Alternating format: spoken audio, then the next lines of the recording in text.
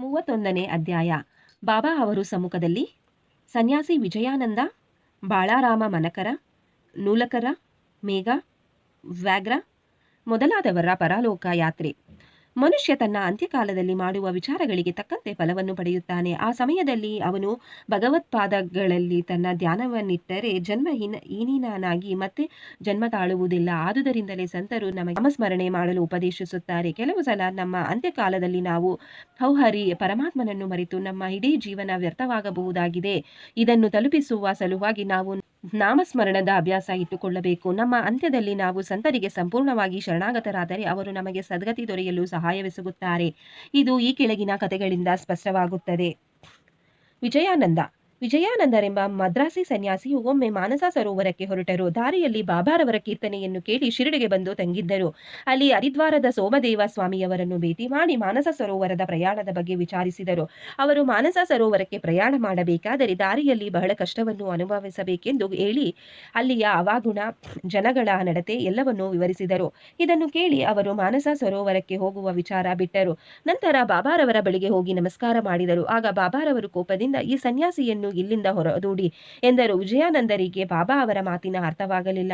ಸ್ವಲ್ಪ ನೊಂದಿಕೊಂಡು ಅಲ್ಲಿಯೇ ಎಲ್ಲವನ್ನೂ ನೋಡುತ್ತಾ ಕುಳಿತರು. ಆಗ ಬಾಬಾರವರ ಬೆಳಗಿನ ದರ್ಬಾರ ನಡೆದಿತ್ತು. ಭಕ್ತರೆಲ್ಲರೂ ನೆರೆದಿದ್ದರು. ಅವರು ಅನೇಕ ರೀತಿಯಲ್ಲಿ ಬಾಬಾ ಅವರನ್ನು ಪೂಜಿಸುತ್ತಿದ್ದರು. ಕೆಲವರು ಅವರ ಪಾದಪೂಜೆ ಮಾಡಿ ತೀರ್ಥ ತೆಗೆದುಕೊಳ್ಳುತ್ತಲೂ ಮತ್ತೆ ಕೆಲವರು ಗಂಧವನ್ನು ಲೇಪಿಸುತ್ತಲೂ ಜಾತಿ ಮತ ಭೇದವನ್ನು ತೊರೆದು ಸೇವೆ ಮಾಡುತ್ತಿದ್ದರು. ಬಾಬಾರವರು ಕೋಪಗೊಂಡಿದ್ದರೂ ಸಹ ವಿಜಯಾನಂದರು ಬಾಬಾರವರ ಮೇಲಿನ ಪ್ರೀತಿಯಿಂದ ಮಸೀದಿಯಲ್ಲಿಯೇ ಕುಳಿತರು. ಈ ರೀತಿ ಶಿರಡಿಯಲ್ಲಿ 2 ದಿನ ಕಳೆದವು. ಆಗ ಅವರ ತಾಯಿಯವರ ಅತಿ ಹಾಜರಿ ಇರುವರೆಂದು ಪತ್ರ ಬಂದಿತು.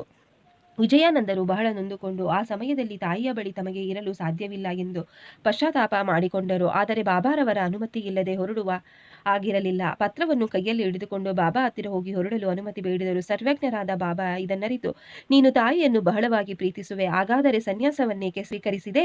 ವ್ಯಾಮೋಹ ಮತ್ತು ಮಮತೆ ಸನ್ಯಾಸತ್ವಕ್ಕೆ ವಿರೋಧವಾದವುಗಳಲ್ಲವೇ?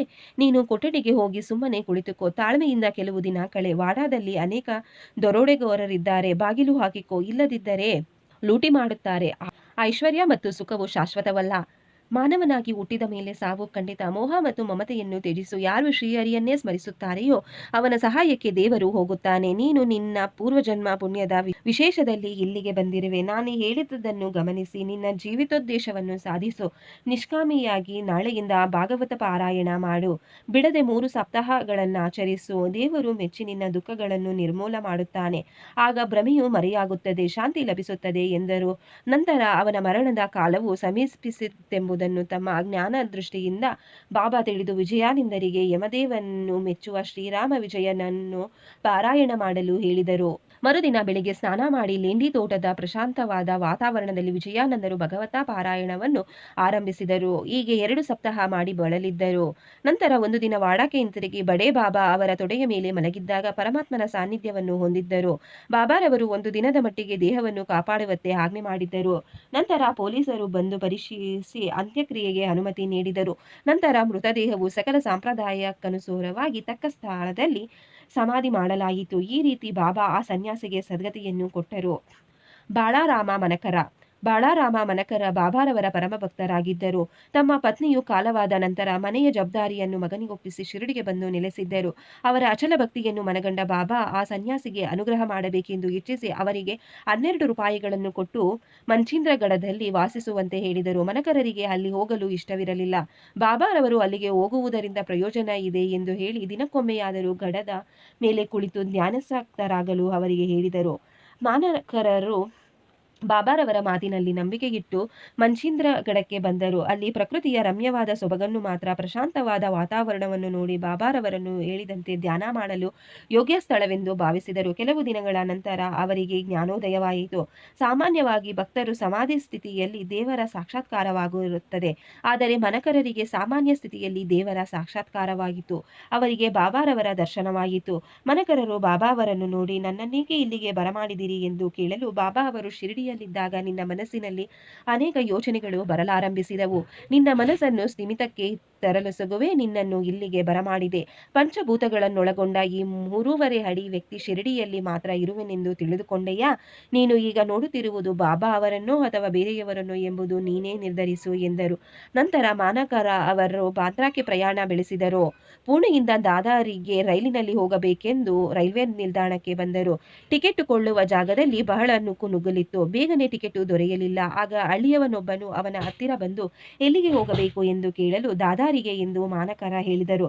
ಆಗ ಅವನು ನನಗೆ ಬಹಳ ಜರೂರಾದ ಕೆಲಸವಿದೆ, ನಾನು ಈಗ ಹೋಗಲಾರೆ, ದಯಮಾಡಿ ನನ್ನ ಟಿಕೆಟ್ ಅನ್ನು ತೆಗೆದುಕೊಳ್ಳಿರಿ ಎಂದನು.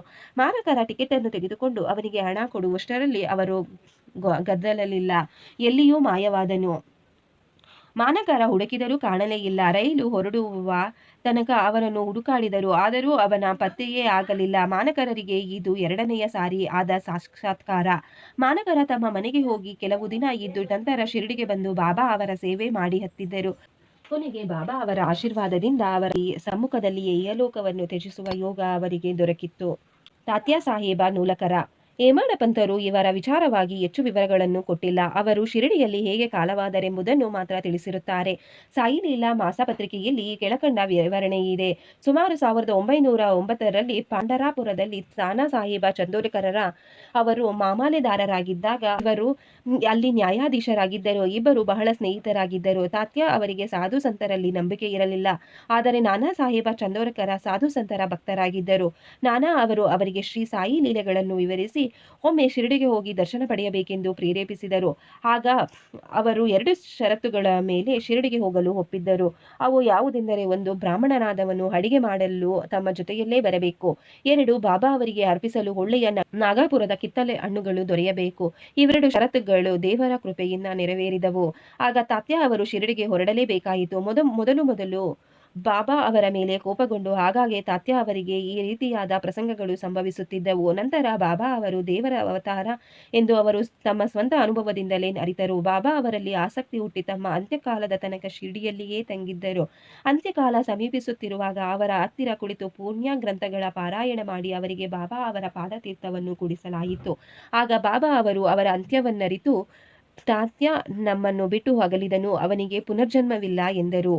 ಮೇಘ ಈ ಹಿಂದೆ 28ನೇ ಅಧ್ಯಾಯದಲ್ಲಿಯೇ ಮೇಘನ ಕಥೆಯನ್ನು ವಿವರಿಸಿದ್ದೇವೆ. ಮೇಘ ತೀರಿಕೊಂಡ ನಂತರ ಶಿರಡಿಯ ಜನರೆಲ್ಲರೂ ಅವನ ಅಂತ್ಯ ಮೆರವಣಿಗೆಯಲ್ಲಿ ಭಾಗವಹಿಸಿದರು. ಬಾಬಾ ಅವರು ಸಹ ಜನರೊಡನೆ ಸ್ಮಶಾನಕ್ಕೆ ಹೋಗಿ ಅವನ ಮೃತದೇಹದ ಮೇಲೆ ಪುಷ್ಪಗಳನ್ನು ಹಾಕಿದರು. ದಹನ ಕ್ರಿಯೆಗಳಾದ ನಂತರ ಬಾಬಾ ಅವರು ಸಹ ಸಾಮಾನ್ಯ ಮನುಷ್ಯರಂತೆ ಕಣ್ಣೀರು ಸುರಿಸಿದರು. ಭಕ್ತರಿಗೆ ಸದ್ಗತಿಯನ್ನು ನೀಡಿದ ಅನೇಕ ಸಂತರನ್ನು ನಾವು ನೋಡಿದ್ದೇವೆ, ಆದರೆ ಬಾಬಾ ಅವರ ರೀತಿ ಅಪೂರ್ವವಾಗಿತ್ತು. ವ್ಯಾಘ್ರ ಬಾಬಾ ಅವರ ಮಹಾಸಮಾಧಿಯ ಮೊದಲು 7 ದಿನಗಳ ಮುಂಚೆ ಈ ಘಟನೆಯ ಸಂಭವಿಸಿತ್ತು. ಕೆಲವು ದರವೇಶಿಗಳು ಒಂದು ಹುಲಿಯನ್ನು ಸರಪಳದಿಂದ ಕಟ್ಟಿ ಚಕ್ಕಡಿ ಗಾಡಿಯನ್ನು ಹಾಕಿ ಶಿರಡಿಗೆ ತಂದರು. ಅದನ್ನು ಆ ದರವೇಶಿಗಳು ಹಳ್ಳಿಗಳಲ್ಲಿ ಪ್ರದರ್ಶಿಸಿ ದೊರೆತ ಹಣದಿಂದ ತಮ್ಮ ಉಪಜೀವನವನ್ನು ಮಾಡುತ್ತಿದ್ದರು. ಅದು ರೋಗದಿಂದ ನರಳುತ್ತಿತ್ತು. ಎಷ್ಟೋ ಔಷಧಿ ಕೊಡಿಸಿದ್ದರೂ ಗುಣವಾಗಲಿಲ್ಲ. ಬಾಬಾ ಅವರ ಕೀರ್ತಿ ಕೇಳಿ ಆ ಹುಲಿಯೊಂದಿಗೆ ಅವರು ಬಾಬಾ ಅವರ ಕಡೆಗೆ ಬಂದರು. ಬಾಬಾ ಅವರ ಅನುಮತಿ ಪಡೆದು ಅದನ್ನು ಅವರ ಬಳಿಗೆ ತಂದರು. ಮಸೀದಿಯಲ್ಲಿಯೇ ಕಾಲಿಡುತ್ತಲೇ ಒಂದು ಬಾಬಾ ಅವರ ದಿವ್ಯ ತೇಜಸ್ಸನ್ನು ಸಹಿಸಲಾರದೆ ತಲೆಯನ್ನು ಕೆಳಗೆ ಮಾಡಿ ದೇವರನ್ನು ಪ್ರೀತಿಯಿಂದ ನೋಡಿತ್ತು. ನಂತರ ಬಾಲವನ್ನು ಅಲ್ಲಾಡಿಸಿ ಅದನ್ನು 3 ಸಲ ನೆಲಕ್ಕೆ ಹೊಡೆದು ಶುದ್ಧಿ ತಪ್ಪಿಬಿದ್ದ ಕೂಡಲೇ ಅದರ ಜೀವ ಹೋಯಿತು. ಇದರಿಂದ ಆ ದರವೇಶಿಗೆ ಅತೀವ ದುಃಖವಾಯಿತು. ಆದರೆ ಅದು ಬಾಬಾ ಅವರ ಬಳಿ ತನ್ನ ಪ್ರಾಣ ಬಿಟ್ಟಿದ್ದದ್ದು ಅದರ ಪುಣ್ಯವೇಶವೇ ಸರಿ ಎಂದು ಅವರು ನಂತರ ಮನಗಂಡರು. ಹುಲಿಯು ದರವೇಶಿಗಳಿಗೆ ಪೂರ್ವಜನ್ಮದಲ್ಲಿ ಋಣಿಯಾಗಿತ್ತು. ಅವರ ಋಣ ತೀರಿಸಿದ ನಂತರ ಅದು ಬಾಬಾ ಅವರ ಸಮ್ಮುಖದಲ್ಲಿ ಅಸುನೀಗಿತ್ತು. ಸಂತರ ಪಾದಗಳಿಗೆರಗಿ ಪ್ರಾಣ ಬಿಡುವ ಜೀವರಾಶಿಗಳೇ ಧನ್ಯ. ಈ ಘಟನೆ ನಡೆದು 7 ದಿನಗಳ ನಂತರ ಬಾಬಾ ಅವರ ದೇಹವಾಸನ ಆಯಿತು. ಶ್ರೀ ಸಾಯಿ ಪ್ರಣಾಮ. ಅಧ್ಯಾಯವನ್ನು ಕೇಳಿದ ನಿಮ್ಮೆಲ್ಲರಿಗೂ ಶ್ರೀ ಸಾಯಿ ಬಾಬಾ ಒಳ್ಳೆಯದನ್ನು ಮಾಡಲಿ. ಶ್ರೀ ಸಾಯಿ ಪ್ರಣಾಮ.